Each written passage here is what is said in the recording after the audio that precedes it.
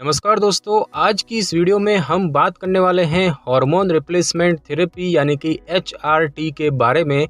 तो दोस्तों, महिलाओं में रजोनिवृत्ति के बाद महिला हार्मोन उत्पादन शरीर में प्राकृतिक रूप से नहीं हो पाता है और तब महिलाओं में महिला हार्मोन वाली दवाओं द्वारा इन हार्मोन्स को बदला जाता है और इसे ही हम हार्मोन रिप्लेसमेंट थेरेपी कहते हैं।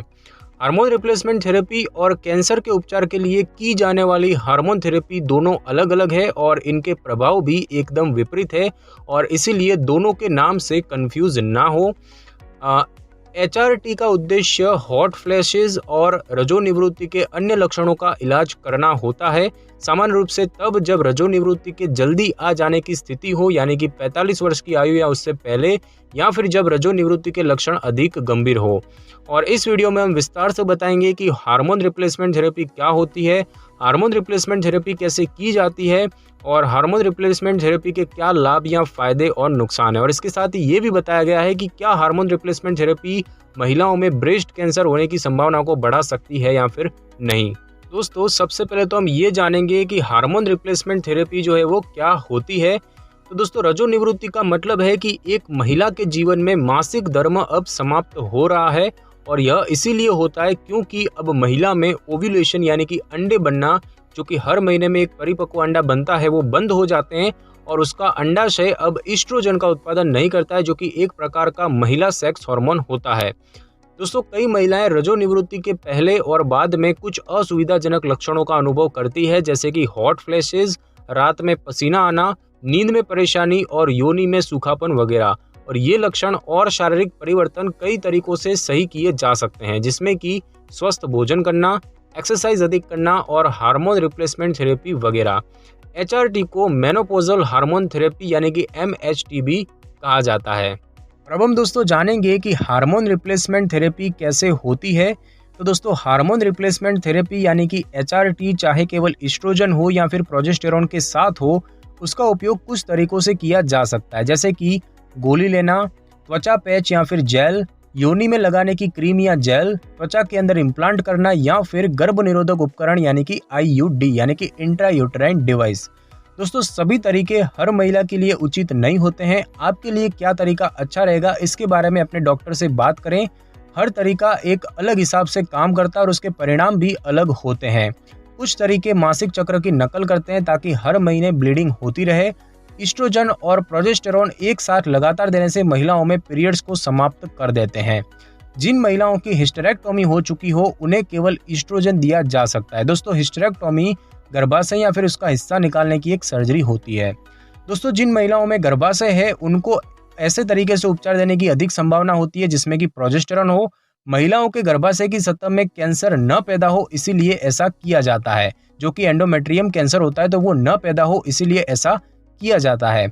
आपको HRT देने से पहले आपके डॉक्टर आपकी पूरी मेडिकल हिस्ट्री देख सकते हैं और अगर किसी महिला को कोई परेशानी है, जैसे कि ब्रेस्ट कैंसर यानी कि स्तन कैंसर, ओवेरियन कैंसर यानी कि अंडाशय का कैंसर, एंडोमेट्रियल कैंसर यानी कि गर्भाशय की सतह में कैंसर, पित्ताशय की पथरी यानी कि gallstones, high blood pressure, पहले से जमे हुए खून के थक्के या फिर स्ट्रोक, लिवर की बीमारी जैसे कि हेपेटाइटिस B या हेपेटाइटिस C, गर्भाशय में रसौली यानी कि फाइब्रॉइड यानी कि यूटेराइन फाइब्रॉइड्स, या फिर एंडोमेट्रियोसिस, डायबिटीज यानी कि मधुमेह, या फिर पहले हार्ट अटैक आ चुका हो, तो ऐसी कोई परेशानी है तो आपको अपने डॉक्टर को बताना चाहिए, क्योंकि यह उपचार के लिए आपके लिए उचित नहीं है।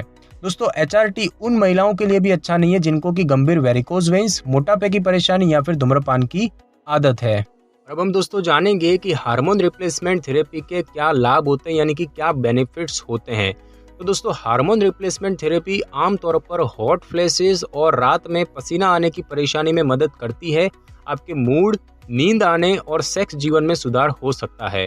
कुछ महिलाओं के अनुसार उनको जोड़ों के दर्द, योनि के सूखेपन और मूत्र असंयमितता से राहत मिली है। और हार्मोन रिप्लेसमेंट थेरेपी रजोनिवृत्ति से गुजर चुकी महिलाओं को प्रभावित करने वाले कई जीर्ण रोगों के जोखिम को भी कम कर सकती है। जैसे कि बात की जाए दोस्तों डायबिटीज की, तो HRT जो है वो रजोनिवृत्ति के दौरान महिला में डायबिटीज होने को जोखिम को कम कर देती है। बात की जाए ऑस्टियोपोरोसिस की, तो HRT जो है वो हड्डियों को अधिक कमजोर होने से बचाती है और फ्रैक्चर के जोखिम को भी कम करती है। किंतु HRT को 60 वर्ष से कम आयु की रजोनिवृत्त महिलाओं को छोड़कर अन्य महिलाओं में ऑस्टियोपोरोसिस के उपचार के रूप में उपयोग करने की सलाह नहीं दी जाती है। दोस्तों बात की जाए आंतों के कैंसर की तो HRT आंत के कैंसर के जोखिम को कुछ कम कर सकता है। और बात की जाए हार्ट या फिर रक्त वाहिकाओं संबंधी रोग की तो HRT को रजोनिवृत्ति के दौरान उपयोग करने पर हार्ट और रक्त वाहिकाओं संबंधी रोगों के होने की संभावना को कम होते हुए देखा गया है। और अब हम दोस्तों जानेंगे कि हार्मोन रिप्लेसमेंट थेरेपी के नुकसान क्या होते हैं। तो साइड इफेक्ट्स होने का जोखिम कितना है यह इस पर निर्भर करता है कि केवल ईस्ट्रोजन हार्मोन दिया जा रहा है या फिर साथ में प्रोजेस्टेरॉन हार्मोन भी दिया जा रहा है, और महिला की उम्र क्या है तथा वह रजोनिवृत्ति के किस स्तर पर है। ईस्ट्रोजन हार्मोन की मात्रा और उसका प्रकार, हार्ट और रक्त वाहिकाओं संबंधी रोग या कैंसर तथा परिवार की मेडिकल हिस्ट्री वगैरह महत्वपूर्ण तथ्य होते हैं जिनके आधार पर व्यक्तिगत परिस्थितियों में रोगी को होने वाले जोखिम के स्तर का आकलन किया जाता है। हार्मोन रिप्लेसमेंट थेरेपी से होने वाले नुकसान में शामिल है कुछ हार्मोन के लेने से अनियमित ब्लीडिंग होना और साइड इफेक्ट होना, जैसे कि ब्रेस्ट में दर्द, सिर दर्द, ब्लोटिंग होना तथा वजन बढ़ना वगैरह। इसके अलावा HRT से इलाज करवाने पर आपको कुछ और भी साइड इफेक्ट्स देखने को मिल सकते हैं, जैसे कि ब्रेस्ट कैंसर के जोखिम में वृद्धि होना, हार्ट अटैक के जोखिम में वृद्धि होना, खून के थक्के जमने के जोखिम में वृद्धि होना, और यह थक्के आगे बढ़कर फेफड़ों तक या फिर दिमाग तक जा सकते हैं। अगर वो फेफड़ों तक जाते हैं तो उससे पल्मोनरी एम्बोलिज्म हो सकता है, और अगर दिमाग तक जाते हैं तो स्ट्रोक का कारण भी हो सकता है। साथ ही साथ अंडाशय के कैंसर के जोखिम में वृद्धि, पित्ताशय के कैंसर में जोखिम में मामूली वृद्धि और एंडोमेट्रियल कैंसर के जोखिम में मामूली वृद्धि वगैरह हो सकता है। यदि HRT दी जाती है तो इसका उपयोग जितना हो सके उतनी कम मात्रा में और जितना संभव हो उतने कम समय के लिए किया जाना चाहिए। तो अगर आप HRT का उपयोग लगातार कर रही हैं तो हर साल आपके डॉक्टर से इसकी जांच करवाएं कि आपको इसे आगे लेना चाहिए या फिर नहीं। तो दोस्तों ये वीडियो केवल जानकारी के लिए है। यह वीडियो किसी भी सूरत में किसी भी तरह की चिकित्सा की सलाह नहीं दे रहा है। आपके लिए कौन सी चिकित्सा सही है इसके बारे में अपने डॉक्टर से बात करके ही निर्णय लें। तो दोस्तों आज की इस वीडियो में बस इतना ही। अगर आपको मेरी ये वीडियो और जानकारी अच्छी लगी हो तो वीडियो को लाइक और शेयर कर दीजिए और कमेंट करना बिल्कुल भी ना भूलें। और अगर आप हमारे चैनल पर नए हैं तो चैनल को कर ले सब्सक्राइब और बेल आइकन के बटन को जरूर क्लिक कर ले ताकि मेरी नई वीडियो की नोटिफिकेशन सबसे पहले आपको मिल सके। Thanks for your time.